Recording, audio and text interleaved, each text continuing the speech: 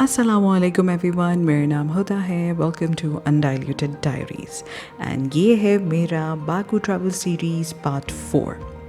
Last time मैं आप लोगों को लेके गई थी इचेरी शहर के अंदर शेरवानशाह पैलेस। यहाँ मैं जहाँ आपको लेके जा रही हूँ ये है शेरवानशाह का आउटर पार्ट। जो लटकी हुई चीज़ें आप देख रहे हैं जो पत्थर की बनी हुई हैं, ये एक फोर्ट्रेस होता था, बाइल फोर्ट्रेस अर्थक्वेक की वजह से टूट गया था और वो पानी के अंदर बह गया था। कुछ अरसे बाद जब फिर से अर्थक्वेक आया, वही चीज़ें जो रिमेन्स ऑफ बाइल फोर्ट्रेस थी वो ऊपर आ गई और उनके रिमेन्स यहाँ पे लगा दिए गए हैं। ये है टूम ऑफ सैयद याहिया बकूवी। सैयद याहिया बकूवी ना सिर्फ एक सूफ़ी थे बल्कि 15वीं सदी के बहुत बड़े मशहूर बाकू के फ़िलासफ़र और साइंटिस्ट थे। ये शेरवानशाह पैलेस के एक बहुत बड़े स्कॉलर थे और उन्होंने काफ़ी बुक्स लिखी हुई थी जो सूफिज़म के साथ रिलेटेड थी। बाकू का जो नेशनल फ्रूट है वो है अनार, और वो इतना अबंडेंट था और बहुत सस्ता था और इनफैक्ट बहुत मज़े का भी था, मीठा मीठा। चले, हम लोगों ने इचेरी शहर तो घूम लिया और शेरवानशाह पैलेस को घूमने के लिए आपको एटलीस्ट 1 से 2 घंटे तो चाहिए। चले आगे बढ़ते हैं। ये रही वेंडिंग मशीन जहाँ से आप अपना बाकू का कार्ड लेते हैं ट्रांसपोर्टेशंस के सिलसिले में। हम लोगों को ये अराउंड 2 से 3 मनात का लगा था पर कार्ड, जिसके अंदर आप अपनी राइड्स अकॉर्डिंगली चूज़ कर सकते हैं। Round trip, one time trip, बहुत सी ऑप्शंस हैं।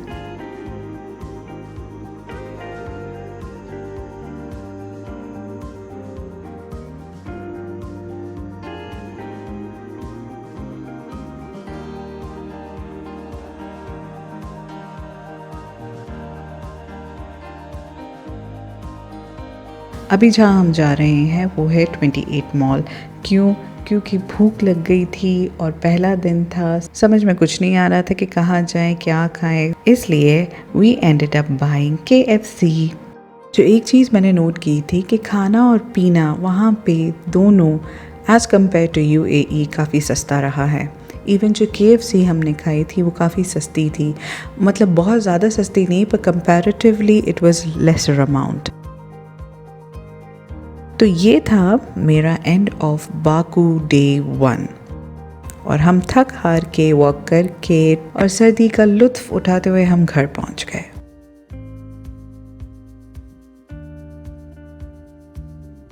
ये है national carpet museum of Azerbaijan. Azerbaijan के लिए कारपेट्स बहुत बहुत अहमियत रखते हैं।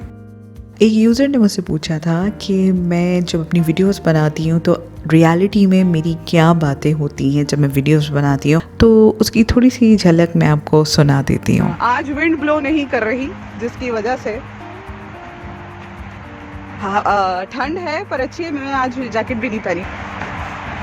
और ये देखिए, एक तेरे चर्चे होए, साढ़े ते परचे होए, तेरे ते मर। ये देखें, मैं अभी भी इसका वाइड एंगल, ये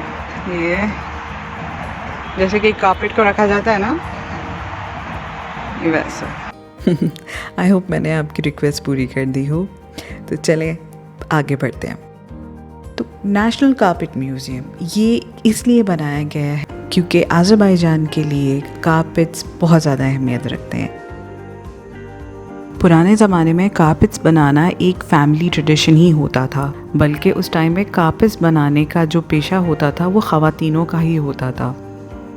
और ये कहा जाता था कि जो बच्चियां होती थी, जो यंग बालिग लड़कियां होती थी, उनको बचपन से ही कालीन बनाने का हुनर बचपन से ही सिखा दिया जाता था, और जो कारपेट वो बना लेती थी, मुकम्मल कर लेती थी, फ्यूचर में वो कारपेट उनके जहेज़ का हिस्सा बन जाता था। दूसरी तरफ अगर बेटे की शादी हो रही है तो जो वालिदा होती हैं वो अपने बेटे और अपनी बहू के लिए कारपेट बना के उनको गिफ्ट करती थी। And what I really understood was कि carpets banana was not just a हुनर but it was like a celebration। जब भी वो लोग कोई carpets complete कर लेते थे बनाना, उनके लिए वो एक celebration का बाइस बन जाता था। इस फ़न को इतनी तरजीह दी जाती थी कि इस हुनर को इस्तेमाल करके वो फिर बाद में हैंड ग्लव्स, मफलर, यहाँ तक कि संदूकों के ग़िलाफ़ जो होते हैं उनको बनाने के लिए इस्तेमाल किया जाता था। आज के ज़माने के जो एक बहुत मशहूर कारपेट डिज़ाइनर हैं उनका नाम है Ahmad फ़ाइक। His take towards carpets is contemporary and I really think that you should visit his website to see what I really mean. उनके एक इंटरव्यू में मैंने देखा था कि उन्होंने अपने वर्कशॉप में आदमी नहीं औरतें ही रखी हुई हैं टू वीव द कारपेट्स।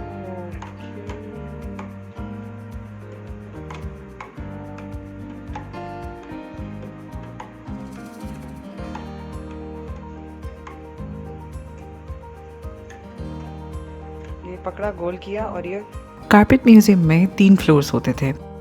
जो पहले 2 फ्लोर्स हैं उनमें उन्होंने पुराने ज़माने के जो कारपेट्स होते थे, यहाँ तक कि जो बादशाहों के महलों में कारपेट्स होते थे उनकी थोड़ी बहुत हमें झलक दिखाई है। लेकिन 3rd फ्लोर में आपको मिलेगा contemporary modern art of carpets. इस म्यूज़ियम में इस कमरे का पर्पस ये था कि they could show us a little glance of majlis, जहाँ पे मर्द अपने फ्रेंड्स के साथ, अपने दोस्तों के साथ बातों पे, खाना खाने पे या दावतों के लिए यहाँ पे बैठा करते थे।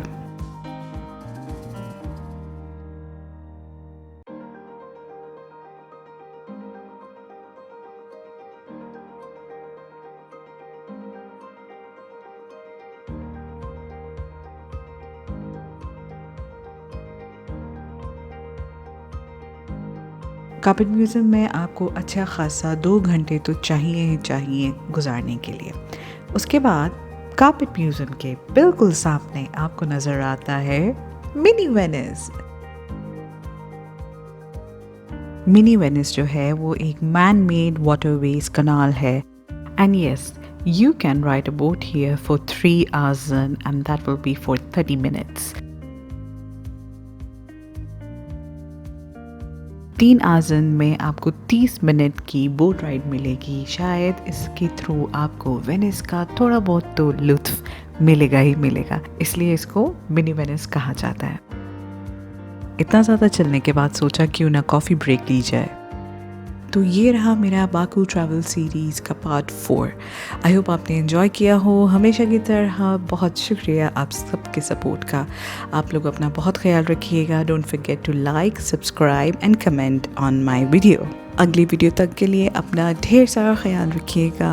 अस्सलाम वालेकुम एंड अल्लाह हाफ़िज़।